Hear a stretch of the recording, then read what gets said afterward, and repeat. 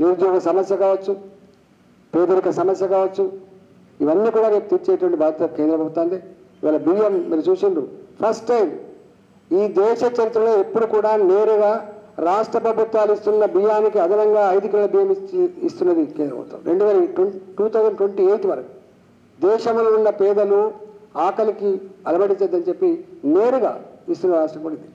ఇట్లా అనేక రకాల అభివృద్ధి పనులు చేయడం ద్వారా ఎక్కడ ఒక స్కామ్ లేకుండా, ఎక్కడ ఒక మచ్చ లేకుండా, అవినీతికి ఆస్కారం లేకుండా, ఒకనాడు నాయకులు పార్టీలు అంటే అవినీతి కంపులో కోరుకున్నటువంటి స్థాయి నుంచి ఇవాళ రాజకీయ నాయకులన్నా పార్టీలన్నా ఇంత గొప్పగా ఉంటాయంటే ఒక చరిత్రను తిరగాల్సిన వ్యక్తి ఇలా నరేంద్ర మోడీ గారు. కాబట్టి రాబోయేటువంటి పార్లమెంట్ ఎన్నికల్లో తప్పకుండా స్వీప్ చేస్తుంది.